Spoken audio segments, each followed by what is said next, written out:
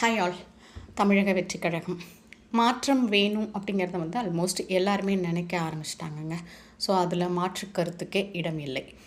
ஓகேவா? இந்த ஷார்ட்ஸ் எதுக்காக அப்படின்னா, இந்த நியூஸ் சேனல்ஸ்லாம் கருத்து கணிப்பு அப்படின்னு ஒன்று போட்டுட்ருக்காங்க.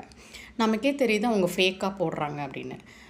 இன்னொரு ஆங்கிளில் யோசிச்சா காசு வாங்கிட்டு போடுறாங்க அப்படின்னு நல்லாவே தெரியுதுங்க. அதுவும் பாருங்கள், எல்லா சேனல்ஸும் சேம் டெம்ப்ளேட். ஓகேங்களா? அது வந்து நல்லாவே தெரியுது. நம்ம ஏமாற்ற முடியாது அவங்களால. எல்லாருமே ரொம்ப கான்ஃபிடென்ட்டாக இருக்கோம். டிவிகே ஃபேன்ஸ்க்கு இது சொல்லவே தேவையில்லைங்க.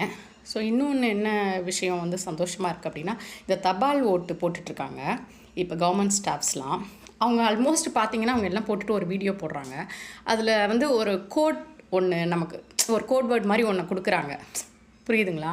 அவங்க சொல்கிறது பார்த்தா நிறைய வந்து எல்லாருமே நமக்காக தான் ஓட்டு போட்டிருக்காங்கன்னு நல்லாவே தெரியுது. ஸோ இந்த கருத்து கணிப்பு எதையுமே நம்ம நம்பக்கூடாதுங்க. அவங்க வந்து நம்மளை மேனிப்புலேட் பண்ணுறதுக்காக சொல்கிறாங்க.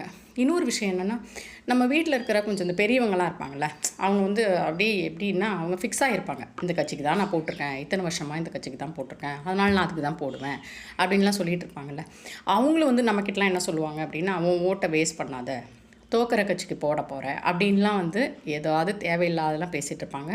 ஸோ அது எதையுமே நம்ம காதில் வாங்காமல் நம்மளோட அத்தனை ஓட்டையும் சிந்தாமல் செதறாமல் தளபதிக்கு போட்டு அவரை வந்து ஒரு முதலமைச்சராக 2026 கொண்டு வர வேண்டியது மட்டும்தான் நம்மளோட வேலை.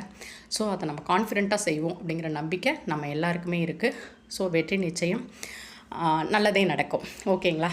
தளபதி சொல்கிற மாதிரி.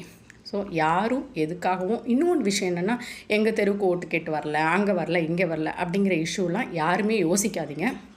அவர் சொன்ன மாதிரி 234 தொகுதியும் தளபதி மட்டும்தான். ஓகேங்களா? அவர் நிற்கிறாரு, அவரோட முகம், அதுக்காக மட்டும்தான் போட போகிறோம். இன்னொன்று என்ன, நம்ம அந்த வேட்பாளர் தளபதிக்கே அவ்வளோ இஷ்யூஸ் இருக்குது, அவ்வளோ தொல்லை, அவரால் வந்து ஒரு பிரச்சாரம் பண்ண முடியல.